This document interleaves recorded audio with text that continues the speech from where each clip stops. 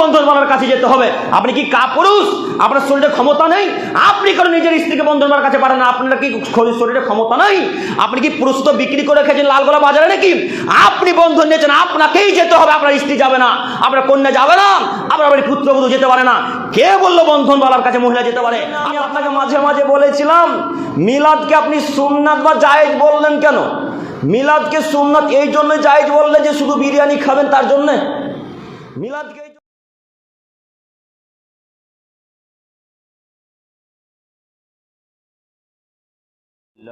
মিনাশ শাইতানির রাজীম। ইয়া আইয়ুহাল্লাযীনা আমানু ইত্তাকুল্লাহ ওয়া যারু মা বাকিয়া মিনার রিবা ইন কুনতুম মুমিনিন। আলায়া। عن جابر رضي الله تعالى عنه قال لعن رسول الله صلى الله عليه وسلم آكل الربا وموكله وكاتبه وشاهديه وقالهم سواء رواه মুসলিম। প্রশংসা আল্লাহ সুবহানাহু ওয়া তাআলার জন্যই, শান্তি অবতীর্ণ হোক আল্লাহ রাসূলের উপর সাল্লাল্লাহু আলাইহি ওয়াসাল্লাম। সম্মানিত মসজিদের মুসল্লিগণ, নির্ধারিত বিষয়ের উপরে বক্তব্য হবে ইনশাল্লাহ। তার আগে জরুরি কয়েকটি কথা, যেহেতু আজকে 12ই রবিউল আউয়াল অর্থাৎ ঈদে মিলাদুন্নবী, এ সম্পর্কে কয়েকটি কথা বলেই আমরা আমাদের নির্ধারিত বিষয়ের দিকে এগিয়ে যেতে চাইছি। সম্মানিত উপস্থিতি, আমাদের জেনে রাখা ভালো হবে যে সমস্ত পাপ করলে কিয়ামতের মাঠে আমাদের নবী মুহাম্মদ সাল্লাল্লাহু আলাইহি সাল্লাম নিজ হাতে পানি পান করাবেন না। যে সমস্ত পাপ করলে মানুষের কোনো ইবাদত সামনে আর কবুল করা হবে না, সেই সমস্ত পাপের মধ্যে একটি পাপ হচ্ছে বেদাত করা। আজকে এই চাঁইপাড়া খড়কাটি মসজিদের কোনো মানুষ যদি বেদাত চালু করে বা বেদাত পালন করে, আজ থেকে কিয়ামত পর্যন্ত যতদিন বেঁচে থাকবে তার কোনো ইবাদত কবুল করা হবে না, তার নাম বেদাত। বেদাতের এত ক্ষমতা, বেদাতের প্রচুর পাওয়ার, কোনো ইবাদতকে তিনি কবুল হতে দেয় না, তার নাম বেদাত। যেসব পাপ করলে কিয়ামতের মাঠে আমার নবীকে একজন ফেরেশতা এসে বলবেন, আল্লাহ নবী এই লোকটাকে পানি দিচ্ছেন, আপনার মরে যাওয়ার পর তো এই লোকটা দিনের মধ্যে নতুন আবিষ্কার করেছিল, দিনের মধ্যে নতুন ইবাদত প্রবেশ করিয়েছিল, অতএব আপনি একে তাড়িয়ে দেন। তখন আমার নবী বলবেন, সুকান সুকান সুকান, দূর হয়ে যাও, দূর হয়ে যাও, দূর হয়ে যাও। ওই লোকটাকে কিয়ামতের মাঠে পানি পান করাবেন না আল্লাহ নবী, সেই লোকটা হচ্ছে বেদাতি লোক। আপনাদেরকে আমি বলতে চাচ্ছি, পৃথিবীতে যতদিন বেঁচে থাকবেন ততদিন পর্যন্ত মুহাম্মদ সাল্লাল্লাহু আলাইহি সাল্লামের পদ্ধতিতে চলবেন, কোনো হুজুরের পদ্ধতিতে নয়, কোনো ইমাম সাহেবের পদ্ধতিতে নয়, কোনো পীর সাহেবের পদ্ধতিতে নয়। কথা বুঝাচ্ছে কি? কোনো হুজুর, কোনো পীর সাহেবের পদ্ধতিতে চলবো না, আমরা একজনের পদ্ধতিতে চলবো, তার নাম মুহাম্মদ সাল্লাল্লাহু আলাইহি সাল্লাম। একটু আপনাকে দেখাই মিলাদুন্নবী। জন্মের সময়কে আরবিতে মিলাদ বলা হয়, আমরা হয়তো অনেকেই জানি না। একটু মনোযোগ দিয়ে বক্তব্য শ্রবণ করেন, কেউ মুখ নিচের দিকে রাখবেন না। জন্মের সময়কালকে আরবিতে মিলাদ বলা হয়, সেই হিসাবে ঈদে মিলাদুন নবীর অর্থ হচ্ছে নবী মুহাম্মদ সাল্লাল্লাহু আলাইহি সাল্লামের জন্মের মুহূর্ত বা জন্মের সময়। এই দিনটাকে তারা কেন্দ্র করে বিভিন্ন জায়গাতে বিভিন্ন আয়োজন করে, জশ্নে জুলুস করে, রাস্তা দিয়ে মিছিল বের করে, এবং তারা রাতের বেলাতে প্রোগ্রামের আয়োজন করে, সেখানে কুইজের ব্যবস্থা করে, সেখানে জালসার আয়োজন করে, সেখানে কেরাতের আয়োজন করে, বিভিন্ন জায়গায় বিভিন্ন রকমের আলোচনা হয়। তো ওই সমস্ত জায়গাতে যখন ওই এলাকাগুলোতে যখন জালসা শেষ হয়ে যায়, যখন কুইজ কোরআন প্রতিযোগিতা যখন শেষ হয়ে যায়, তখন সবাই মিলে দাঁড়িয়ে গিয়ে ইয়া নবী সালাম আলাইকা বলতে শুরু করে। আপনারা যিনারা দেখেছেন ওই সমস্ত এলাকার মানুষ, আপনারা বলতে পারবেন, তারা একেবারে সবাই মিলে দাঁড়িয়ে গিয়ে যিনি বক্তব্য রাখছেন তিনিও দাঁড়িয়ে যান, শ্রোতা জনগণ যত মানুষ আছে, সভাপতি কে আসছে, তারা সবাই দাঁড়িয়ে গিয়ে বলতে শুরু করে, ইয়া নবী সালাম আলাইকা, ইয়া রাসূল সালাম আলাইকা, ইয়া হাবিব সালাম আলাইকা। এরকম শুনেননি? তাদের ধারণা যে এই মিলাদের অনুষ্ঠানে, এই মঞ্চে আমাদের নবী মোহাম্মদ সাল্লাল্লাহু আলাইহি সাল্লামের আত্মা উপস্থিত হবে। নাউজুবিল্লাহি মিন যালিক। এটা একেবারে কুফরি আকীদা। শুধু তাই নয়, এই জায়গাতে আবার ফিরে আসবো, একটু মনোযোগ দিয়ে বক্তব্য শ্রবণ করেন। এই মিলাদ শেষ হওয়ার পরেই জিলাপির আয়োজন করা হয়। জিলাপি থাকে, কোনো কোনো জায়গাতে বিরিয়ানি থাকে, কোনো কোনো জায়গাতে মিষ্টি থাকে, কোনো কোনো জায়গাতে মতিচুরের লাড়ু থাকে। মতিচুরের লাড়ু বুঝতে পারলেন কি? এক এক জায়গা থেকে এক এক রকম, এক এক জায়গা থেকে এক এক রকম অনুষ্ঠান করা হয়। এই অনুষ্ঠানগুলোতে যখন মিলাদ শেষ হয়ে যায়, তখন সবাই মিলে জিলাপি, মিষ্টি আর বিরিয়ানি সবাই মিলে খেতে শুরু করে। তাদের ধারণা আমাদের নবী এসেছে, তার মানে আমাদের খাদ্যার্থে বরকত হবে। কথা বুঝে আসছে কি? একটু আপনাকে বলি, এই জন্য আমি আপনাকে মাঝে মাঝে বলেছিলাম, মিলাদকে আপনি সুন্নাত বা জায়েজ বললেন কেন? মিলাদকে সুন্নাত এই জন্য জায়েজ বললেন যে শুধু বিরিয়ানি খাবেন তার জন্যে?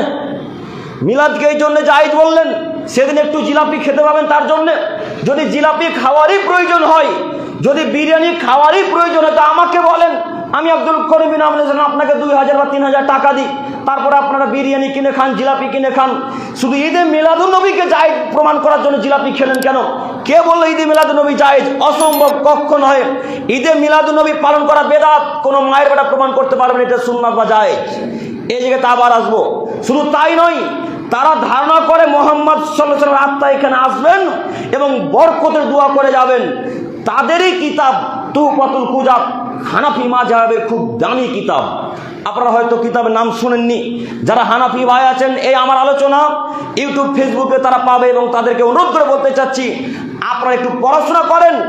আপনাদেরই মাযহাবের কিতাব তুহফাতুল কুজাব গ্রন্থে লেখা আছে, যদি কোনো মানুষ ধারণা করে যে মিলাদের অনুষ্ঠানে মোহাম্মদ সাল্লাল্লাহু আলাইহি ওয়াসাল্লামের আত্মা ফিরে আসবে, তাহলে সে মূলত শিরক করলো। তাদের এই কিতাব কোন আহলে হাদিস আলেমের লেখা নয়, কোন সলফে সালেহিনদের আলেমের লেখা নয়, কোন আমাদের লেখা নয়, তোমাদেরই লেখা গ্রন্থে, তোমাদেরই হুজুরের লেখা। সেই হুজুর লিখেছেন যে যদি কেউ ধারণা করে মোহাম্মদ সাল্লাল্লাহু আলাইহি ওয়াসাল্লামের আত্মা এই মিলাদের অনুষ্ঠানে উপস্থিত হবে, এসে দোয়া করবে, তাহলে সে মূলত শিরক করলো। আর একটা কিতাবের নাম বলি, মনে রাখবেন, কিতাবে ফতোয়ায়ে বাজ্জাজিয়া, ফতোয়ায়ে বাজ্জাজিয়াতে লেখা আছে, যদি কোনো মানুষ ধারণা করে যে কোনো মানুষের আত্মা মরে যাওয়ার পর আবার ফিরে আসে, তাহলে সে মূলত কুফরি করলো। দুইটি কিতাব তাদেরই, খুব দামি দামি বড় বড় কিতাব, বড় আলেমের লেখা, বড় জ্ঞানী মানুষের লেখা। ওই কিতাবে বলা আছে যে রাসূলের আত্মা বা কোনো মানুষের আত্মা পৃথিবীতে কোনোদিন ফিরে আসে না। তবে আপনারা মিলাদের অনুষ্ঠানে মোহাম্মদ সাল্লাল্লাহু আলাইহি ওয়াসাল্লাম আসবেন, এই কারণে সবাই মিলে দাঁড়িয়ে গিয়ে কিয়াম করা শুরু করলেন কেন? সবাই দাঁড়িয়ে ইয়া নবী সালাম আলাইকা বলা শুরু করলেন কেন? একটু তো বিবেক বুদ্ধি থাকা উচিত, একটু তো ইত্যস্তমত থাকা উচিত। রাসূলের জীবদ্দশায় একটা লোক আল্লাহ নবীকে সম্মান জানানোর উদ্দেশ্যে দাঁড়িয়ে গেলেন। একটু আমার দিকে এক খেলে চেয়ে থাকেন, নইলে হাদিসের অর্থ বুঝতে পারবেন না। হাদিস তিরমিজি, খুব সহিহ হাদিস। রাসূলের জীবদ্দশায় আমার নবী বেঁচে আছেন, তো আল্লাহ নবী আসছেন, কিছু সাহাবা ইকরামগণ বসে আছেন, মনে করেন আমাদের মতো। তো রাসূলের আসা দেখে, আগমন দেখে একটা সাহাবী উঠে গেলেন আল্লাহ নবীকে সম্মান জানাবেন তার কারণে। তো আল্লাহ নবী বলেন, এই উঠলেন কেন? তখন তিনি বলেন, আল্লাহর নবী, আমি আপনাকে সম্মান জানাতে চাইছি, আমি আপনাকে ভালোবাসি, তার কারণে দাঁড়িয়ে গেলাম। তখন আল্লাহ নবী বললেন, ধমক দেবেন, বসো, কে তোমাকে দাঁড়িয়ে দিতে বলেছে? আমি কোনো মানুষের এইভাবে সম্মান নিতে চাই না। মানুষকে কেউ যদি দাঁড়িয়ে সম্মান জানাতে চাই, তাহলে সে জাহান্নামে যাবে। বলেন তো হাদিসটি কি করবেন? একটু মনোযোগ দেন তো। রাসূল সাল্লাল্লাহু আলাইহি সাল্লাম জীবদ্দশাতে লোকটাকে ধমক দিয়ে তার জায়গাতে আবার বসিয়ে দিলেন। জীবদ্দশাতে তিনি জীবিত আছেন, তখন তাকে ধমক দিয়ে মাটিতে বসিয়ে দিলেন। আর আপনি রাসূলের 1450 বছর মৃত্যু হওয়া হলো, এতদিন পূর্বে তিনি চলে গেছেন, তার আত্মা কিভাবে আপনাদের জঙ্গিপুর এলাকাতে ফিরে আসবে? বলেন, কথা বুঝতে পারেননি? কথা বুঝে আসছে কি? আপনি কিভাবে ধারণা করলেন যে মোহাম্মদ সাল্লাল্লাহু আলাইহি ওয়াসাল্লামের আত্মা ফিরে আসবে? ওই শিয়াদের আকীদা আর আপনাদের বেদাতীদের আকীদা সমান একই। শিয়ারা ধারণা করে যে মুহররমের 10 তারিখ হুসাইনের আত্মা জঙ্গিপুরে ফিরে আসবে, হুসাইনের আত্মায় কবরে ফিরে আসবে। আপনারা মুহররম দেখেননি, পালন করেননি, জানতে পারবেন না। আহলে হাদিস এলাকাতেও বুঝতে পারবেন না, শুধু আপনাদেরকে বোঝানোর জন্য বলতে চাচ্ছি। শিয়ারা ধারণা করে যে হুসাইনের আত্মায় কবরে ফিরে আসবে। ওই যে তাজিয়া সুন্দর করে তৈরি করা থাকে না, তাজিয়া সোলা দিয়ে, ওই সোলার ভিতরে একটা কবর থাকে। জঙ্গিপুর যাবেন, চরকা যাবেন, যে দেখে আসবেন একদিন, ওই ভেতরে কবর থাকে। তাদের ধারণা এই হুসাইনের আত্মা কবরের ভিতরে আসবে, এসে আমাদের জন্য দোয়া করবে, আমাদের জন্য বরকতের জন্য দোয়া করবে আল্লাহর কাছে, সেই দোয়া আল্লাহ কবুল করবে। নাউজুবিল্লাহি মিন জালিক। এবার আপনি বলেন, শিয়াদের মাঝে আর আপনার মাঝে কোনো পার্থক্য আছে? মোহাম্মদ সাল্লাল্লাহু আলাইহি ওয়াসাল্লাম মরা হলো 1450 বছর, আর মোহাম্মদ সাল্লাল্লাহু আলাইহি ওয়াসাল্লামের 50 বছর পর মারা গেছেন হুসাইন, শহীদ হয়েছেন। বলেন তাদের দুইজনের আত্মা কিভাবে জঙ্গিপুরের মাটিতে ফিরে আসবে? মানুষ বোকা দেখে, কিন্তু এত বোকা দেখিনি। মানুষ বোকা হয়, কিন্তু এত বোকা হয় না। মানুষের মাথাতে কি বিদ্যা বুদ্ধি কিছু নয়, মগজ কিনে যাচ্ছে সবই গোবর ভরা। যিনি 1450 বছর পূর্বে চলে গেলেন, তার আত্মা জঙ্গিপুরে, লালগোলাতে, মুর্শিদাবাদে কি করতে আসবে আমরা তো বুঝতে পারলাম না। কোনো মানুষ মরে যাওয়ার পর তার আত্মা ফিরে আসে না, এটা কখনো মুসলমানের ধারণা হতে পারে, এটা মুসলমান আকীদা নয়। এটা মূলত হিন্দুদের আকীদা, এটা মূলত খ্রিস্টানদের আকীদা, এটা মূলত ইহুদিদের আকীদা। কোনো মুসলমান বাচ্চা মুসলমান দাবি করতে পারে না যে মৃত মানুষের আত্মা ফিরে আসে। কথা বোঝা যায়নি? আপনাকে আমি অনুরোধ করে বলতে চাচ্ছি, নীতি পরিবর্তন করেন, সময় খুব কম। আমি ঈদে মিলাদুন্নবী সম্পর্কে বেশি কথা বলবো না, আমাদেরকে মিডিল পয়েন্টে যেতে হবে। একটু আপনাকে দেখাই ঈদে মিলাদুন্নবীর প্রচলন। একটু ঈদে মিলাদুন্নবী প্রচলন ঘটাই ইরাকের এরবল এলাকার গভর্নর আবু সাইদ মুজাফফরউদ্দিন কুকুবুরি। আবু সাইদ মুজাফফরউদ্দিন কুকুবুরি ইরাকের এরবল এলাকার একটি গভর্নর ছিলেন।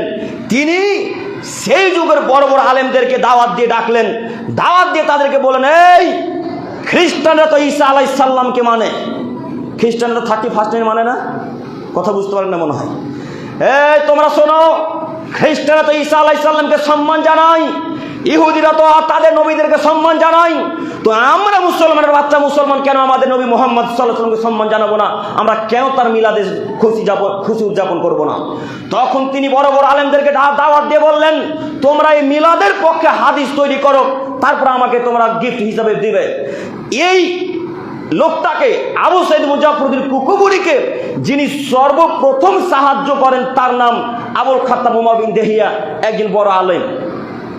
তিনি সর্বপ্রথম 604 হিজরিতে, মতান্তরে 614 হিজরিতে, 625 হিজরিতে এই ইরাকের এরবল এলাকায় তিনি সর্বপ্রথম ঈদে মিলাদুন্নবী পালন করেন, যা মোহাম্মদ সাল্লাল্লাহু আলাইহি সাল্লামের মৃত্যুর 593 অথবা 614 বছর পরে। আচ্ছা, আপনারা কি মনে করেন মোহাম্মদ সাল্লাল্লাহু আলাইহি সাল্লামের যুগে ইসলাম পরিপূর্ণতা লাভ করেনি? কথা আমার বুঝতে পারছেন আপনারা? আপনারা কি একজন কেউ দাবি করেন যে মোহাম্মদ সাল্লাল্লাহু আলাইহি সাল্লামের যুগে ইসলাম পরিপূর্ণতা লাভ করেনি? আমরা তো জানি মোহাম্মদ সাল্লাল্লাহু আলাইহি সাল্লাম পরিপূর্ণ ইসলাম করে গেছেন, তারপরে মৃত্যুবরণ করেছেন, তাই না? কথা বুঝতে পারেননি, তাই তো?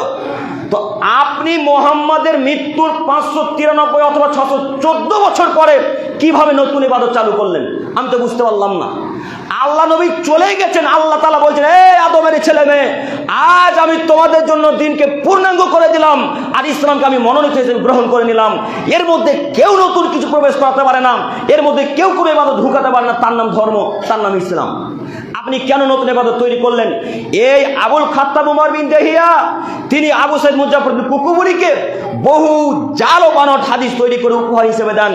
তখন আবু সাইদ মুজাফফরউদ্দিন কুকুবুরি এই আলেম মানুষটাকে 1000 স্বর্ণের মুদ্রা দান করেন। 1000 স্বর্ণের মুদ্রা যেমন তেমন ব্যাপার নয়, বিশাল খুব কঠিন একটা ব্যাপার। তিনি খুশি হয়ে এই আবুল খাত্তাব উমর বিন দেহিয়াকে 1000 স্বর্ণের মুদ্রা গিফট হিসাবে দান করেন। এই আবুল খাত্তাব উমর বিন দেহিয়া খুশি হয়ে বাড়ি চলে যান। ওই হাদিস মূলত এখন পর্যন্ত বেদাতীরা পালন করে, ওই হাদিস মূলত এখন পর্যন্ত বেদাতীরা পালন করে। এই জন্য আপনাকে মাঝে মাঝে বলেছি, এমন কোন মায়ের বেড়া পৃথিবীকে জন্মগ্রহণ করেনি যে বলতে পারে ঈদে মিলাদুন্নবী পালন করা যায় বা সুন্নাত। কোনো মায়ের বেড়া প্রমাণ করতে পারবে না। আমি তো সারা পৃথিবীর হানাফি মানুষকে চ্যালেঞ্জ করেছি।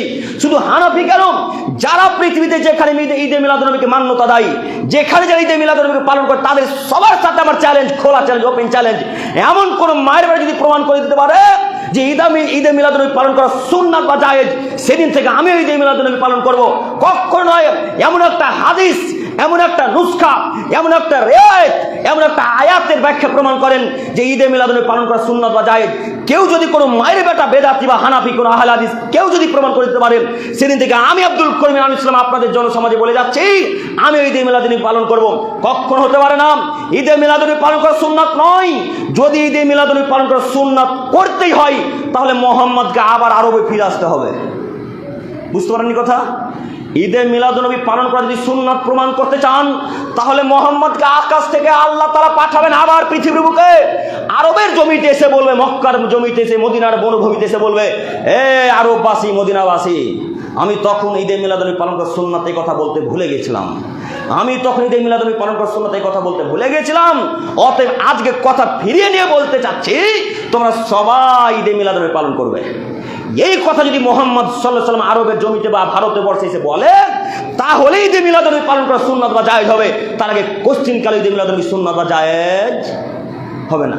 কথা বুঝতে পারেননি? ঈদে মিলাদুন্নবী কোশ্চিনকালে জায়েজ হবে না। আপনাদেরকে আবারও বলছি, যদি কোনো মায়ের বেটার ক্ষমতা হয়, আলোচনা শেষে আব্দুল করিমকে ঠেকিয়ে দেন, থামিয়ে দিয়ে আব্দুল করিমকে বলেন, আব্দুল করিম ভাই বক্তব্য ভুল বলেছেন, ঈদে মিলাদুন্নবী পালন করা সুন্নাত যদি কেউ প্রমাণ করে দিতে পারে, আমি কাল থেকে নয় আজকে ঈদে মিলাদুন্নবী আসর ওই সময় বাড়ি থেকে পালন করবো ইনশাআল্লাহ।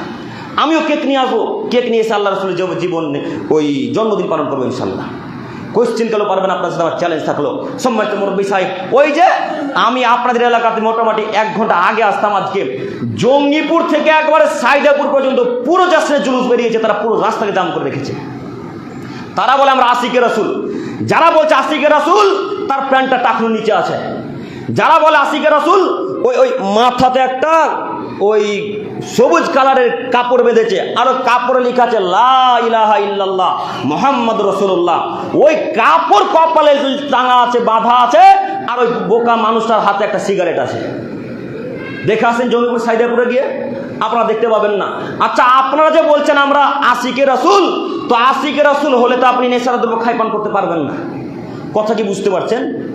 আশিকে রাসূল মানে কি বলেন তো? রাসূল সাল্লাল্লাহু আলাইহি সাল্লামকে ভালোবাসা, রাসূল সাল্লাল্লাহু আলাইহি সাল্লামকে মান্যতা দাও। তো আপনি তো আশিকে রাসূল নয়, আপনি হচ্ছেন আশিকে শয়তান। আপনি শয়তানের ভালোবাসা, আপনি শয়তানকে ভালোবাসেন। আপনি মোহাম্মদ সাল্লাল্লাহু আলাইহি সাল্লামকে ভালোবাসেন না। যদি মোহাম্মদ সাল্লাল্লাহু আলাইহি সাল্লামকে ভালোবাসেন, তাহলে সিগারেটের মুখে লাথি মেরে দিয়ে রাসূলের পদ্ধতিতে ফেরত আসতেন। কথা কি বুঝতে পারছেন? তাহলে মোহাম্মদ সাল্লাল্লাহু আলাইহি সাল্লামের পদ্ধতিতে ফেরত আসতেন। আপনি আশিকে রাসূল নন, আপনি আশিকে শয়তান। যারা বলে আশিকে রাসূল, তাদের কারো দাড়ি ছাড়া নাই, সবার দাড়ি চাঁচা। যারা বলছে আশিকে রাসূল, তারা কেউ সালাত আদায় করে না, এরা সব বেনামাজি। যত মানুষ ওই জাসরের জুলুস আজকে মিলাদে বেরিয়েছে, ওই জঙ্গিপুর, পুরা জঙ্গিপুরকে জাম করে যারা মিছিল বের করেছে, 1000-এর মধ্যে 999টা মানুষই সালাত আদায় করে না। বলেন তারা কেমন আশিকে রাসূল? বলেন তারা কিসের আশিক রাসূল? শুধু একদিন মোহাম্মদ সাল্লাল্লাহু আলাইহি ওয়াসাল্লামকে ভালোবাসা দেখিয়ে বাকি 999 দিন বাকি চুপচাপ বসে থাকবেন, আর সালাত আদায় করা লাগবে না, আর রাসূলের প্রতি ভালোবাসা জাগা লাগবে না? কেন আপনি এভাবে মিছিল বের করলেন? এভাবে মিছিল করা যাবে না, এটা শরীয়ত সম্মত নয়। এ নীতি বাতিল করতে হবে। সম্মানিত মুরব্বী সাহেব, সম্মানিত তিনি ভাই ও বোন, আপনাদেরকে আমি অনুরোধ করে বলতে চাচ্ছি, মোহাম্মদ সাল্লাল্লাহু আলাইহি ওয়াসাল্লাম বললেন, মান আমিলা আমালান লাইসা আলাইহি আমরুনা ফাহুয়া রাদ। হে আদমের ছেলে মেয়ে, তোমরা মনে রেখো, এমন কোন মানুষ যদি আমাদের দিনের মধ্যে কোনো নতুন কিছুর আবিষ্কার ঘটায়, আর ওই আদেশ, ওই আমলে যদি আমার কোনো নির্দেশ না থাকে, অর্থাৎ মোহাম্মদ সাল্লাল্লাহু আলাইহি ওয়াসাল্লামের কোনো যদি আদেশ না থাকে, তাহলে সে আমল বাতিল, সে আমল গ্রহণযোগ্য নয়। আপনাকে আমি আবারও অনুরোধ জানাচ্ছি, একটা আয়াত বের করেন, একটা হাদিস প্রমাণ করেন, যেটা সহি হাদিস হবে, যেটা সাহাবায়ে কেরামগণের হবে। এমন একটা হাদিস যদি প্রমাণ করে দিতে পারেন, আমিও ইনশাআল্লাহ ঈদে মিলাদুন্নবী পালন করব বলে আপনাদের সাথে ওয়াদাবদ্ধ হলাম। আমি আল্লাহ আমাদেরকে ঈদে মিলাদুন্নবী সম্পর্কে বোঝার তৌফিক দান করুক। সকলে বলি আমিন।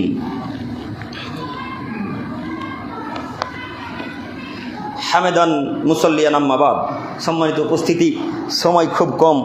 ঈদে মিলাদুন্নবী সম্পর্কে অনেক কথা বলার ছিল, যদিও বিষয় আপনারা কয়েকটি দিয়েছেন, তাই আমি সেদিকে আর যেতে চাইছি না। কোনো একদিন ঈদে মিলাদুন্নবীর বিস্তারিত আলোচনা হবে ইনশাল্লাহ। একটু এবার আপনাকে মূল বিষয় দিকে ফিরে এসে দেখাই, বন্ধন। বন্ধন বুঝতে পারলেন কি? বুঝতে পারেননি না? বন্ধন বুঝতে পারেননি আপনারা? বন্ধন ওই যে গ্রামে গ্রামে আপনার মেয়েরা দিতে যায়, আপনার স্ত্রীরা দিতে যায়। আচ্ছা, এবার আপনাদেরকে একটু দেখাই, সুদ আর বন্ধন কি আলাদা না একটাই? আলাদা? লোন আলাদা? একটাই। আপনাদের গ্রামের একটা লোকের নাম 3টা থাকতে পারে, থাকে না কারো কারো নাম? একটাই মানুষ কিন্তু নাম দুইটা, একটাই মানুষ কারো কারো নাম তিনটা বা চারটা থাকে না, কথা বোঝা যাচ্ছে? তো যেটাই আব্দুল্লাহ ওটাই আব্দুর রহমান, যেটাই আব্দুল সাত্তার ওটাই আব্দুল্লাহ, কথা বোঝা যাচ্ছে কি? একটাই মানুষ নাম কয়টা? নাম তিনটা। তো সুদ একটাই, আপনাকে বিভ্রান্ত করার জন্য নাম দিয়েছে বন্ধন, কথা বোঝাতে পারলাম না? সুদ ওটাই, আপনাকে বিভ্রান্ত করার জন্য জাহান্নামে নিয়ে যাবে ইহুদি খ্রিস্টানরা, এই জন্য নাম দিয়েছে লোনের ব্যবসা। আপনি মনে করেছেন সুদ তো নয়, বন্ধন মানে জায়েজ, তাই না? এবার আপনাকে বলি, আপনাদের এই খড়কাটি এলাকাতে যারা সুদ খায় বা বন্ধনের ব্যবসা করে তাদের জন্য একটা আয়াত আল্লাহ বলছেন। আল্লাহ তাআলা বলেন, ইয়া আইয়ুহাল্লাযীনা আমানু, হে পৃথিবীর ইমানদার মানব সম্প্রদায়, ইত্তাকুল্লাহ, তোমরা আল্লাহ তাআলাকে ভয় করো, ওয়া যারু মা বাকিয়া মিনার রিবা, সুদের মধ্যে যেগুলো বাকি আছে সেগুলো বর্জন করো, ইউ কুনতুম মুমিনিন, যদি তোমরা মুমিন হয়ে থাকো। একটু একটু মনোযোগ দেন, মুখ আবার নিচের দিকে রাখলেন, আপনার একটু হায়া হয় না? শুধু একদিন জুমার এক ওয়াক্ত সালাত আদায় করতে এসে মুখ নিচের দিকে রেখে চোখ বন্ধ করে ঘুমাতে হবে জুমার দিনেও? একটু তো লজ্জা থাকা উচিত গো, একটু তো হায়া থাকা উচিত। আমি আপনাদের সামনে কি বেদাতীদের মতো কেসা কাহিনী বলতে এসেছি? আমি আব্দুল করিম আমরুল ইসলাম এই কাঠের উপরে, এই মেম্বারের উপর যতক্ষণ থাকবে একটা বাক্য কোরআন এবং হাদিসের বাইরে পাবেন না ইনশাল্লাহ। আপনার মুখ নিচের দিকে কেন? কি দেখাতে চাচ্ছেন যে কত আপনি ধনী মানুষ হয়েছেন? আপনি উসমানের থেকে ধনী? আপনি উসমান রাদিয়াল্লাহু তাআলা চাইতে ধনী? আপনি উমর রাদিয়াল্লাহু তাআলা চাইতে ধনী? আল্লাহ নবী যখন আলোচনা করতেন, উসমান, আবু বকর, বিখ্যাত বিখ্যাত সাহাবা ইকরাম রাসূলের চোখের দিকে, কণ্ঠের দিকে তাকিয়ে থাকতেন, কান করে থাকতেন। আপনি মুখ নিচের দিকে রেখেছেন কেন? আপনাকে দেখাতে চাচ্ছি, আল্লাহ তাআলা বললেন, হে পৃথিবীর ইমানদার মানব সম্প্রদায়, তোমরা শোনো, সুদের মধ্যে যেগুলো বাকি আছে সেগুলো তোমরা বর্জন করো আর নিও না। এবার আপনাকে দেখায়, আপনাদের এলাকার কোনো একটা মানুষ সুদের টাকা খাটায়, তো এই লোকটা 10,000 টাকা আব্দুল করিমকে সুদ হিসেবে দিয়েছে। তো আমার কাছে দেওয়া আজকে 10 দিন বা 20 দিন বা 1 বছর পার হয়ে গেল, এখন তো কিছু টাকা বাড়বে, পারবে না? তো ওই বাড়তি টাকাটা আল্লাহ নিতে নিষেধ করছেন। কাকে? যে লোকটা মুমিন তাকে। তো এই বাক্যের বিবরণ দিয়ে আমি বলতে চাচ্ছি, যারা সুদের ব্যবসা করেন বা বন্ধনের ব্যবসা করেন তাদেরকে অনুরোধ করে বলতে চাচ্ছি, যদি আপনি মুমিন হন, যদি আপনি মুসলমান হন, যদি আপনি আল্লাহ এবং তার রাসূল সাল্লাল্লাহু আলাইহি ওয়াসাল্লামের বিধানকে মান্যতা দেন, তাহলে যেগুলো সুদের বাকি টাকা আছে সেগুলো আজকে থেকে আর নেবেন না ইনশাল্লাহ। বলতে পারবেন ইনশাল্লাহ? আব্দুল করিম ভাই কিভাবে 10,000 টাকা ছাড়ি? আজ থেকে 5 বছর আগে 10,000 টাকা ঋণ দিয়ে এই সুদ দিয়েছিলাম, আজকে সেই টাকাটা 20,000 পার হয়ে গেছে। তো 10,000 অনেক টাকা, যে তো ছাড়া যাবে না। তো আচ্ছা ছাড়িয়েন না, যদি না ছাড়েন তো আল্লাহ রসুল শাস্তির কথা বললেন। একটু দেখেন, আল্লাহ নবী বলছেন, আমাকে যখন মেরাজে নিয়ে যাওয়া হলো তখন আমি একটা রক্তের নদীর পাশ দিয়ে চলে যাচ্ছিলাম। কিসের নদী বলেন তো? রক্তের নদী, এই জলের পানির নদী নয়, রক্তের নদীর পাশ দিয়ে আমাকে নিয়ে চলে যাচ্ছেন দুজন ফেরেশতা, জিবরাইল আর মিকাইল। তো আমি দেখলাম একটা লোক রক্তের নদীর মধ্য থেকে বারবার কাঁধাতে ধারে আসার চেষ্টা করছে, আর পাহাড়ে দাঁড়িয়ে থাকা একটা ফেরেশতা বড় পাথর নিয়ে হাতে দাঁড়িয়ে আছে, বড় পাথর। ফেরেশতাদের ক্ষমতা যে কত বেশি আপনাকে আমি কি দিয়ে বুঝাবো, ফেরেশতাদের ক্ষমতা যে কত বেশি আপনাকে কি দিয়ে বুঝাবো। আল্লাহ নবী বলছেন, এই গোটা পৃথিবীটাকে একজন ফেরেশতা এইভাবে তুলে আছাড় দিয়ে দিতে পারে।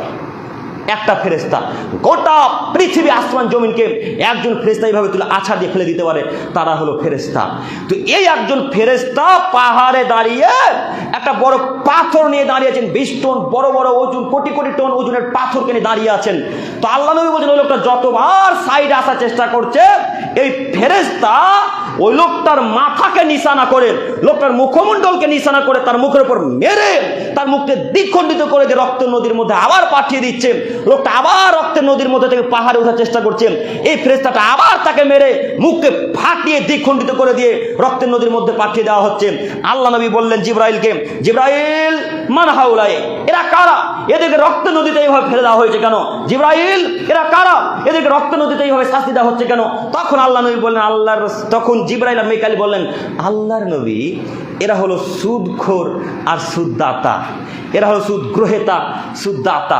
এ কথা জিবরাইল আর মিকাইল আল্লাহ নবীকে বললেন। বলেন তো রক্তের নদীতে কাকে শাস্তি দেওয়া হচ্ছে? সুদখোরকে। তো এখন এটা রঘুনাথগঞ্জ থানা পড়ে নাকি? এখন এই থানার মানুষকে অনুরোধ করে বলতে চাচ্ছি, আজকের পর থেকে সুদ খাবেন? সুদে যেগুলো টাকা বাকে ছাড় নিব না ইনশাল্লাহ, না তাও নিতে হবে আজকে থেকে? আর নিব ইনশাল্লাহ? ইনশাল্লাহ বলবেন না?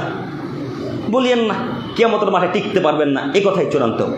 আপনাদেরকে অনুরোধ করে বলতে চাচ্ছি, আল্লাহ বললেন আল্লাহ রাসূল বললেন ইন্নার রিবা ওয়া ইন কাসুরা ফাইন আকিবাতাউ তাসুরি ইলা কল্লি। হে পৃথিবীর মানুষ, তোমরা মনে রেখো, সুদ যদিও দেখে বেশি মনে হয়, সুদের টাকা দেখে বেশি লাগে না? তো আল্লাহ নবী বলছেন সুদের টাকা দেখে যদিও বেশি মনে হয়, প্রকৃতপক্ষে সুদের টাকা ধ্বংস হয়ে যাবে।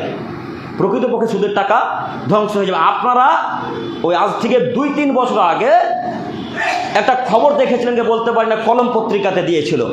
একজন মানুষ স্টেট ব্যাংক থেকে লোন নিয়েছিল, লোন তো 5 লাখ টাকা লোন নিয়েছে, ছেলে মেয়েকে পড়ার জন্য হোক বা কোনো ব্যবসার জন্য হোক। তো লোন পরিশোধ করতে না পারায় সরকার থেকে পুলিশ সহ এসে তার বাড়ি ঘরে যত জিনিসপত্র বের করে দিয়ে বাড়িতে তালা মেরে দিয়েছে। দেখেছিলেন কেউ? দেখেনি না? তো যদি কেউ দেখে থাকেন তো আপনাদেরকে বলছি, বা যারা দেখেনি তাদেরকেও বলছি, লোনের সুদের ভয়াবহতা হচ্ছে একদিন ভিক্ষুক হতেই হবে। সুদের পরিণামই হচ্ছে একদিন ভিক্ষুক হওয়া।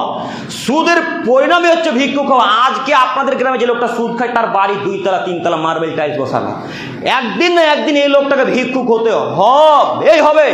আল্লাহ বলেছেন যখন হবে তখন হবেই, আল্লাহ রসুল বলেছেন যখন বলেছে তখন হবেই হবে, কোনো মায়ের বেটা ঠেকাতে পারবে না। অতএব আপনাকে অনুরোধ করে বলতে চাচ্ছি, সুদের ব্যবস্থা আজকে থেকে করবেন না ইনশাল্লাহ। এবার চলে আসি বন্ধন। একটু দেখেন, বন্ধনও যেমন হারাম, সুদের টাকাও ঠিক তেমনই হারাম, লোনেরও টাকা ঠিক তেমনই হারাম। এবং মহিলারা যে মাসে মাসে টাকা দিতে যায়, সপ্তাহে সপ্তাহে টাকা দিতে যায়, কি যেন একটা নাম দিয়েছে মহিলারা, ওই গ্রামের মানুষের নাম দিয়েছে, নামটা মনে আসে না, আপনারা হয়তো বলতে পারবেন, এটাও হারাম। প্রতি মাসে 100 টাকা করে জমা দেবে, 5 বছর পর টাকা তুলবে, তখন টাকা বেড়ে যাবে। আপনারা এই কাজটার খবর জানেন কি? জানেন না হয়তো অনেকেই। আপনাদেরকে এবার বলতে চাচ্ছি বন্ধন। আচ্ছা, বন্ধন যে আপনি নিলেন, তো আপনি আপনার স্ত্রীকে বন্ধনটা দিতে পাঠালেন কেন গো? হ্যাঁ, বন্ধন তো আপনি নিয়েছেন, তো বন্ধনের টাকা পরিশোধ করার জন্য লোকটার কাছে আপনি স্ত্রীকে পাঠালেন কেন? আপনার স্ত্রীর প্রতি আপনার মায়া নাই? না আপনি মনে করেছেন আপনার স্ত্রী ফিরি জাতির জন্যে? মানে আমি এতদিন দেখলাম আমার স্ত্রীকে আপনি বন্ধনওয়ালারা দেখুক, তাই না? এই জন্য আপনার স্ত্রীকে বন্ধনওয়ালার কাছে পাঠিয়ে দিলেন। একটুকু মাথাতে বিদ্যা বুদ্ধি কাজ করে না? একটুকু খারাপ লাগে না? এই জন্য আমি মাঝে মাঝে আপনাকে বলেছি, বন্ধন নিলে 2টা পাপ হয়। 1, বন্ধন নিলে সুদের মতো অপরাধ হয়, পাপ হয়। 2, নিজের স্ত্রীকে কন্যাকে বন্ধনওয়ালার কাছে পাঠিয়ে আর একটা অপরাধ করলেন। এবার আপনাকে বলি, আপনার স্ত্রী যখন বন্ধনওয়ালার কাছে যাচ্ছে, তখন সুন্দর ওড়না, পোশাক আশাক, ফেয়ার লাভলি, ফেস ওয়াশ, আতর সেন্ট মেখে ওই বন্ধনওয়ালার কাছে টাকা দিতে যাচ্ছে। আর বাড়িতে যখন থাকছে, তখন আপনার সামনে ওই যে কাপড়টা পরে পাট ছিঁড়ে সেই কাপড়টা পরে থাকে। পাট ছুটায় না আপনাদের গ্রামে? ওই পাট ছুটা কাপড়টা পরে আপনার সাথে থাকে। ধান উষা কাপড়টা পরে আপনার কাছে থাকে। ধান উষা কাপড় বুঝতে পারলেন কি? ধানের কথা বুঝতে পারছেন কি? ওই ধান উষা কাপড় পরে আপনার কাছে থাকে। আর বন্ধনওয়ালার কাছে যখন যাচ্ছে, তখন আতর সেন্ট মেখে যাচ্ছে। তো ওটা কে বর্গ? হ্যাঁ, আয়েশা রাদিয়াল্লাহু তাআলা আনহা নিজস্ব বিবরণ দিয়ে বলছেন, আমি এক পর্যায়ে ছোট মহিলা, ছোট নারী ধুলাতে খেলাধুলা করছি। একটু এক খেলে চেয়ে থাকেন, ধুলাতে আমি আয়েশা খেলাধুলা করছি। তো আমার বান্ধবী এবং আসমা, আমার দিদি, আয়েশার বড় দিদির নাম আসমা রাদিয়াল্লাহু তাআলা আনহা, এরা আমাকে ধরে নিয়ে এসে বাড়ি চলে আসলো। আমার গায়ে হাতে ধুলাবালি লেগে আছে। তো ধুলাবালিগুলো আসমার আমার বান্ধবীরা ধুয়ে মুছে পরিষ্কার করে দিয়ে নতুন পোশাক আশাক পরিয়ে আমাকে রাসূলের জন্য সাজানো হচ্ছে। কার জন্য সাজানো হচ্ছে বলেন তো দেখি? মোহাম্মদ সাল্লাল্লাহু আলাইহি সাল্লামের জন্য সাজানো হচ্ছে। মোহাম্মদ আয়েশার কে? স্বামী। তো আয়েশা বলছেন যে আমাকে মোহাম্মদ সাল্লাল্লাহু আলাইহি সাল্লামের জন্য এখন সাজানো হচ্ছে। কেন? মোহাম্মদ সাল্লাল্লাহু আলাইহি সাল্লামের সাথে আমার এখন বাসুর রাত, তাই আমাকে ওর বান্ধবীরা, আমার দিদি আমাকে এইভাবে সাজিয়ে দিল। তো আমি আপনাকে এখন বলতে চাচ্ছি, আয়েশা তার স্বামীর কাছে যাবে তার জন্য তো সাজগুজ করলেন। আয়েশা তার স্বামীর কাছে যাবে তার জন্য তো সাজগুজ করলেন। আপনার স্ত্রী তার স্বামীর কাছে যাওয়ার জন্য তো সাজগুজ করেছে নাকি? হ্যাঁ, আপনার স্ত্রী এত সাজুদ করলো কেন? কেন বন্ধনওয়ালার কাছে যেতে হবে? আপনি কি কাপুরুষ? আপনার শরীরে ক্ষমতা নেই? আপনি কেন নিজের স্ত্রীকে বন্ধনওয়ালার কাছে পাঠান? আপনার কি শরীরে ক্ষমতা নাই? আপনি কি প্রস্তুত বিক্রি করে খেয়েছেন লালগোলা বাজারে নাকি? আপনি বন্ধন নিয়েছেন, আপনাকেই যেতে হবে, আপনার স্ত্রী যাবে না, আপনার কন্যা যাবে না, আপনার বাড়ির পুত্রবধূ যেতে পারে না। কে বললো বন্ধনওয়ালার কাছে মহিলা যেতে পারে? আল্লাহ তাআলা বললেন ওয়াকরনা ফি বুয়ুতিকুন্না ওয়ালা তাবারাজনা তাবারুজাল জাহিলিয়াতিল উলা।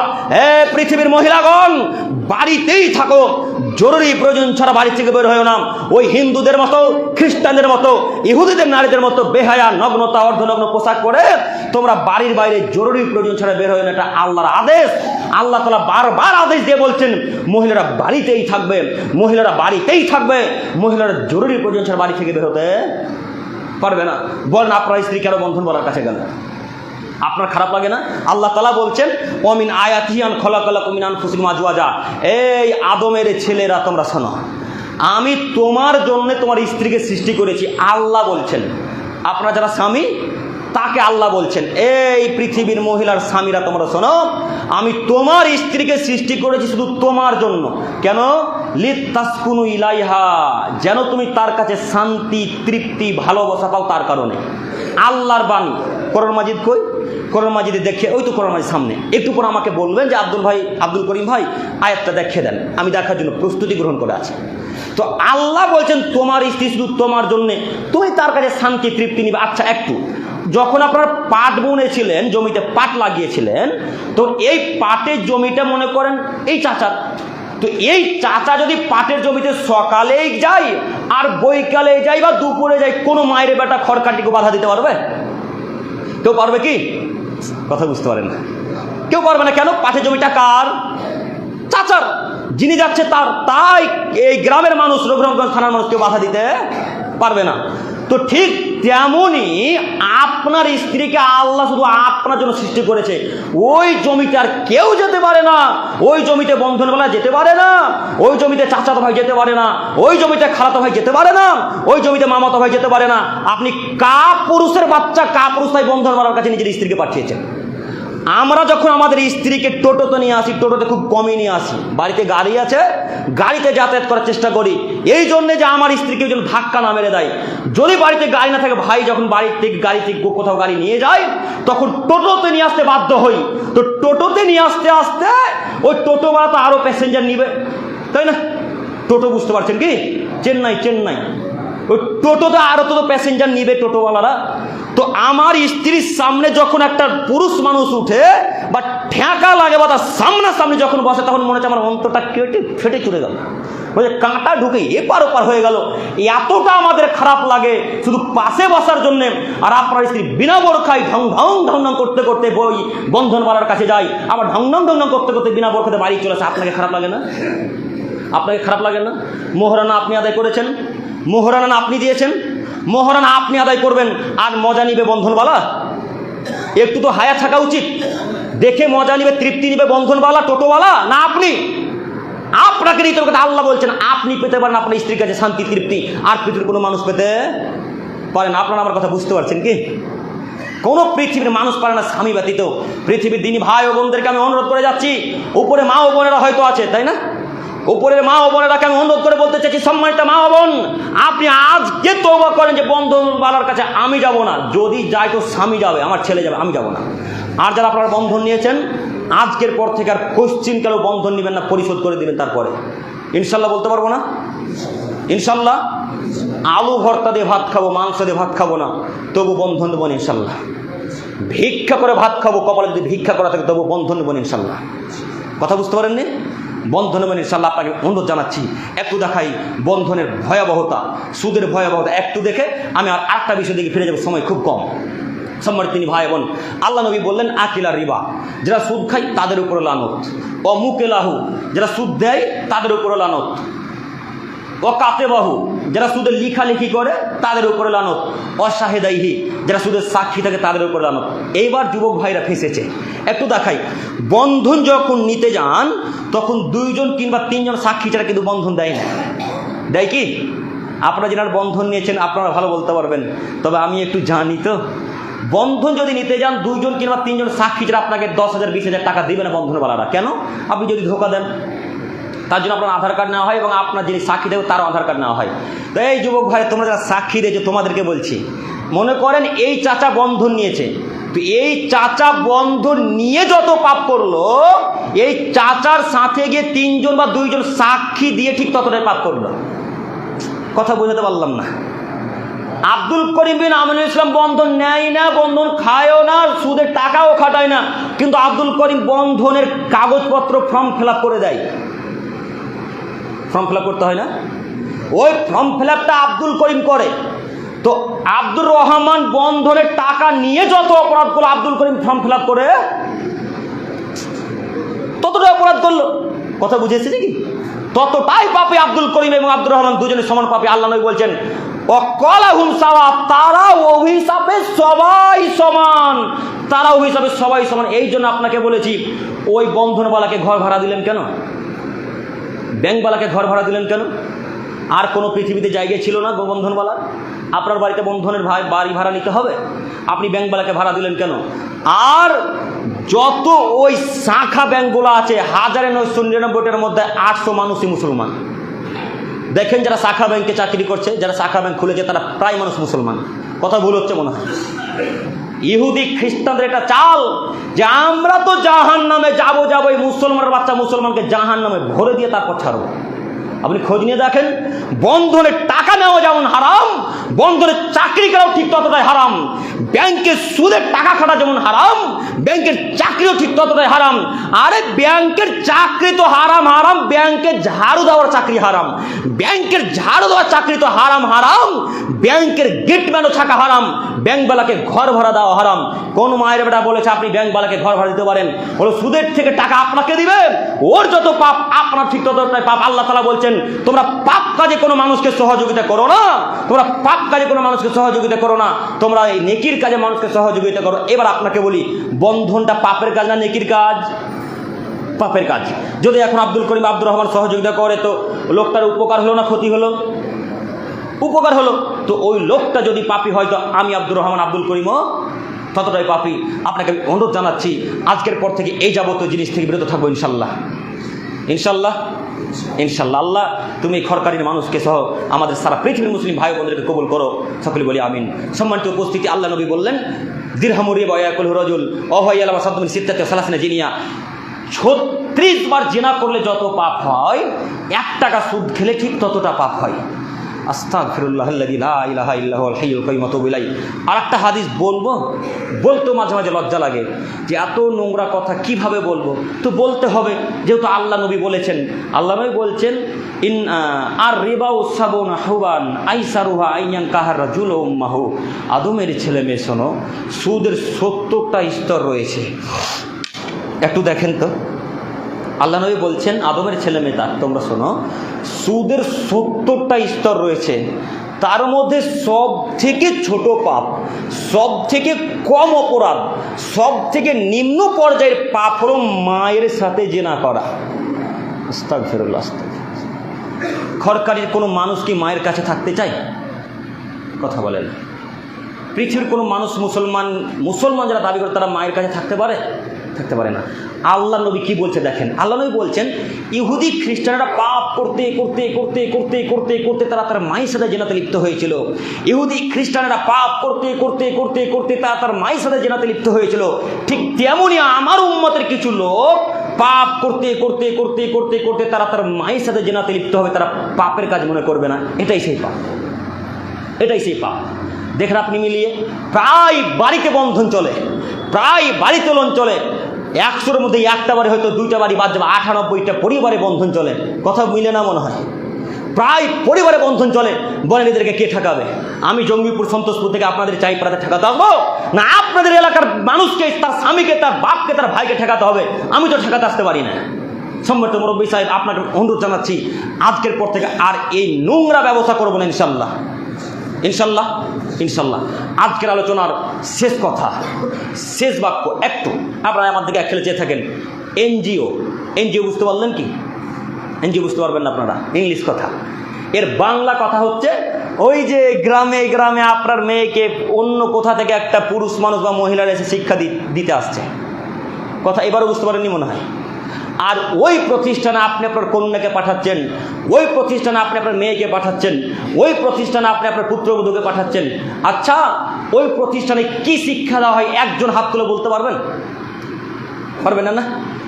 ওই প্রতিষ্ঠানে শিক্ষা কী দেওয়া হয় আমি আপনাকে শোনাচ্ছি। দেখেন, ওই প্রতিষ্ঠানে শিক্ষা দেওয়া হয় কিভাবে নাচতে হবে। কথা মিলল না? কথা মিলল? যাদের মেয়েরা স্ত্রীরা এনজিওতে যায় তাদেরকে জিজ্ঞাসা করেন কী শিক্ষা দেওয়া হয়। ওই প্রতিষ্ঠানে শিক্ষা দেওয়া হয়, ওই এনজিওতে শিক্ষা দেওয়া হয় পুরুষেরা যেমন চলাফেরা করে রাস্তাঘাটে রাতের বেলায় দিনের বেলায়, ঠিক নারীরা ওইভাবে চলাফেরা করতে পারবে। ওই এনজিওতে শিক্ষা দেওয়া হয় না পুরুষের যেমন অধিকার রয়েছে নারীদেরও ঠিক ততটাই অধিকার রয়েছে। ওই এনজিওতে শিক্ষা দেওয়া হয় বোরখা পরে চলাচল করতে হয় না।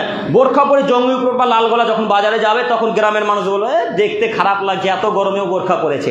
এই শিক্ষা ওই এনজিওতে দেওয়া হয়। ওই এনজিওতে শিক্ষা দেওয়া হয় পুরুষরা যেমন জুতা স্যান্ডেল পরতে পারে, পুরুষেরা যেমন শু পরতে পারে, মহিলারাও ঠিক তেমন শু পরতে পারে। ওই এনজিওতে শিক্ষা দেওয়া হয় পুরুষরা যেমন জিন্স প্যান্ট পরতে পারে, গেঞ্জি জামা পরতে পারে, নারীরাও ঠিক তেমনই গেঞ্জি জামা পরতে পারে। ওই এনজিওতে শিক্ষা দেওয়া হয় স্বামীর কথা সব কি মান্যতা দেওয়া যাবে না। স্বামী যেমন আদেশ করতে পারে স্ত্রীকে, স্ত্রী ঠিক আদেশ করতে পারে স্বামীকে, এমন শিক্ষা এনজিওতে দেওয়া হয়। তো আপনাদের বিদ্যা বুদ্ধি সব কি জঙ্গিপুর বাজারে লালগোলা বাজারে বিক্রি করে খেলেন নাকি? হ্যাঁ, এনজিওতে টাকা নেয় না বলে স্ত্রীকে ড্যান্স করতে পাঠিয়ে দিলেন? এনজিওতে টাকা নেয় না এই জন্য আপনি আপনার কন্যাকে ওই এনজিওতে পাঠিয়ে দিলেন? এনজিওতে টাকা নেয় না এই জন্য আপনি আপনার স্ত্রীকে পাঠিয়ে দিলেন? একটু তো খারাপ লাগা উচিত। আপনি না মুসলমানের বাচ্চা, আপনাকে না আল্লাহ তাআলা মুসলমান হিসেবে পাঠিয়েছেন, আপনি কেন তাদের নীতিতে গেলেন? ওগুলো ইহুদি খ্রিস্টানের নীতি গো। আচ্ছা, আপনাকে বলছি ওই প্রতিষ্ঠানটা একদিন যান দেখেন তো আপনাকে নেয় কিনা। ওরা আপনাকে নিবে না। ওদের যত ছাত্রী থাকবে, যত শিক্ষার্থী থাকবে সব মহিলা মানুষ। কথা মিলল না আমার? আপনি একদিন জানতো দেখি। কেন জানেন? আপনি যদি ওখানে যান আপনি তাদের বিরোধিতা করবেন।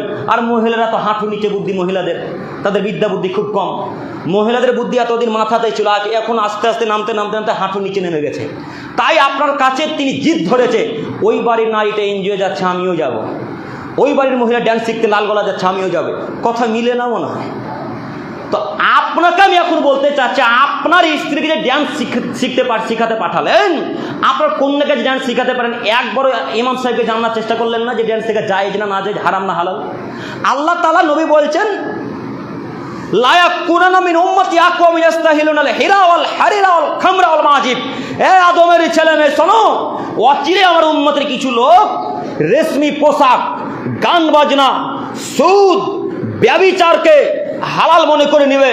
অচিরে আমার উম্মতের কিছু লোক রেশমি পোশাক, রেশমের কাপড়, গান বাজনা, বাদ্যযন্ত্র, ড্যান্স করা এবং সুদ খাওয়া, নেশাদার দ্রব্য পান করাকে হালাল মনে করে নেবে। সহিহ মুসলিম মিসকাত। আপনাকে আমি কি দিয়ে বুঝাবো মুহাম্মদ সাল্লাল্লাহু আলাইহি ওয়াসাল্লামের বাণী? আপনি আপনার কন্যাকে কেন পাঠালেন? আল্লাহ নবী বলছেন 3 শ্রেণীর মানুষ জান্নাতে যাবে না, 3 শ্রেণীর মানুষ জান্নাতে যাবে না, 3 শ্রেণীর মানুষ জান্নাতে যাবে না। তার 1 শ্রেণীর মানুষ আর রাজুলাতু মিনান নিসা, যারা পুরুষের মতো চলাফেরা করে। যেই নারী পুরুষের প্যান্ট শার্ট পরে, যে নারী পুরুষের জুতা স্যান্ডেল পরে, যে নারী পুরুষদের জামা প্যান্ট পরে, এরা জান্নাতে যাবে না। আপনার কন্যা আপনার চোখের সামনে দিয়ে জিন্সের প্যান্ট পরে ঢং ঢং ঢং ঢং করতে করতে এনজিওতে চলে গেল, আবার ঢং ঢং ঢং করতে করতে বাড়ি চলে এলো। আপনি দেখতে পান না? আপনি কি চোখে অন্ধ? আপনি কি কানা?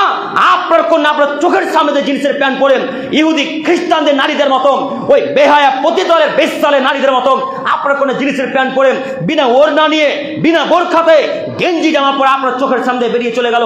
আপনি ঠেকাতে পারলেন না? আপনি কি কাপুরুষ? শরীরে কি রক্ত নয়? যা আছে সবই পুজ।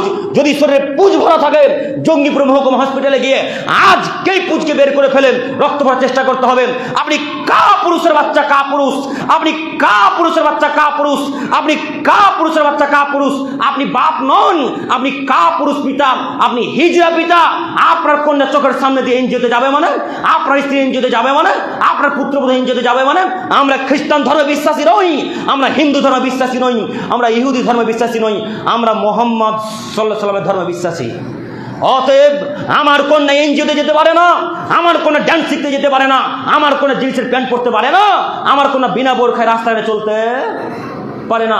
আপনাকে আমি অনুরোধ করে যাচ্ছি। শুধু তাই নয়, ওই এনজিওতে শিক্ষা দেওয়া হয় আপনার কন্যা এই এলাকা ছেড়ে অন্য এলাকাতেও পড়তে পারে এবং রাত্রে ওখানে থাকতে পারে। এই শিক্ষা আপনার ওই প্রতিষ্ঠানে দেওয়া হয়। কথা মিলে না আমার? এই শিক্ষা ওই প্রতিষ্ঠানে দেওয়া হয়। আচ্ছা, আপনি কি মনে করেন আপনার এই এলাকার মহিলা কলকাতাতে গিয়ে থাকবে, পড়াশোনা করবে? হ্যাঁ, আব্দুল করিম ভাই পড়া যেতে পারে যদি ওখানে কোনো পুরুষের আসা যাওয়া না থাকে। অনেকে আর এমন প্রতিষ্ঠান নেই আপনাদের চিন্তামণি খুব দূরে না কাছেই তো মনে হয় চিন্তামণি, তারপরে ইসমাইল মাদানী সাহেবের মাদ্রাসা, অনেক মাদ্রাসা আছে দেখেন, এখানে পুরুষ মানুষ যাওয়ার কোনো প্রশ্নই আসে না, এগুলোতে পুরুষ মানুষ যেতে পারে না। এরকম যদি প্রতিষ্ঠান হয় তাহলে আপনার কন্যা যেতে পারে। আপনার কন্যাকে এমন প্রতিষ্ঠানে এমন হোস্টেলে রেখে এলেন, সামনের বিল্ডিংয়ে পুরুষ আর এই সামনের বিল্ডিংয়ে আপনার কন্যা। এখন তারা তাহাজ্জুদ পড়বে নাকি রাতের বেলায়? হ্যাঁ, তারা এখন রাতের বেলায় তাহাজ্জুদ পড়বে? আপনার কি বিদ্যা বুদ্ধি সবই বিক্রি করে ফেলেন? একটুকু মুসলমান হিসেবে ব্রেনে খটকা জাগে না? একবার প্রশ্ন আসে না যে এই নীতি আমরা কেন মান্যতা দিব? সম্মানিত মুরব্বী সাহেব, সময় অতীব পারি হয়ে গেল। আমি যদি এতক্ষণ বলতে চাচ্ছিলাম না, শেষ পর্যায়ে এসে বলি, আজকের পর থেকে আমাদের কন্যাদেরকে, আমাদের স্ত্রীদেরকে আর এনজিওতে ওই পুরুষের কাছে, নারীর কাছে আর পাঠাবো না ইনশাল্লাহ। মনে থাকবেন ইনশাল্লাহ। আল্লাহ তাআলা বলছেন, ইয়া আইয়ুহান নবী, হে মোহাম্মদ সাল্লাল্লাহু আলাইহি সাল্লাম বলেন, আল্লাহ তাআলা বলছেন, কুল্লি আজওয়াজিকা বানা, ইয়া আইয়ুহান নবী, আপনি আপনার স্ত্রীদেরকে বলেন, কন্যাদেরকে বলেন এবং সারা পৃথিবীর মুমিন মহিলাদেরকে বলেন। কি বলবেন? ইউদনিনা আলাইহিন্না মিন জালাবিবিহিন্না, তারা যখন বাড়ি থেকে বের হবে তখন সুন্দর একটা পোশাক আশাক পরবে। সুন্দর মানে টাইট ফিটিং বোরখা নাকি, যা হাঁটলে এক পা হাঁটলে আর একটা কালার বের হয়, তার সব কিছু শরীর অঙ্গ প্রত্যঙ্গ বোঝা যায়, এটাই কি সুন্দর পোশাক? জি না। আল্লাহ তাআলা বলছেন, যখন তোমার কন্যা, তোমার স্ত্রীরা, তোমার পুত্রবধূরা, তোমাদের পৃথিবীর মুমিন মহিলা যখন বাড়ি থেকে বের হবে তখন তারা যেন ঢিলা ঢালা সুন্দর একটা পোশাক পরে ওড়না দিয়ে বক্ষস্থল মুখমণ্ডলকে সুন্দর করে ঢেকে যেন বাড়ি থেকে বের হয়। আদেশ কার বলেন তো? আল্লাহ। তো আপনাকে এই আদেশ দিয়ে এই কথা প্রমাণ করে আপনাকে বলতে চাচ্ছি, আপনার স্ত্রী যে এনজিওতে গেল বা বাজারে গেল, জঙ্গিপুর লালগোলা বাজার যে গেল, আপনার স্ত্রী গায়ে বোরখা ছিল? ছিল গো। আপনার স্ত্রীর পেট দেখা যাচ্ছিল না? শুধু কি তাই, এই এলাকাতে যখন সবজিওয়ালা সবজি বিক্রি করতে আসে তখন সবজি আপনিই নেন। আপনি নেন আসলে, আপনার স্ত্রী সবজি নেয়। কথা আমার বলতে ভুল হয়ে গেল। সবজিওয়ালা যখন এই চাঁইপাড়াতে আসে তখন সবজি কে ক্রয় করে, কে কিনে গো? আপনি না আপনার স্ত্রী? আপনার স্ত্রী। তো আপনার স্ত্রী কেন সবজি কিনতে যাবে? আপনি মরে গেছেন নাকি? বাপ বেটা চাঁইপাড়ার কবরে ঢুকে গেছেন যে স্ত্রী বাজারে যাবে? স্ত্রী কেন সবজিওয়ালার কাছে সবজি কিনবে? আপনি সবজি কিনবেন। স্ত্রী সবজি কিনতে যাবে না, আপনাকে সবজি কিনে দিতে হবে।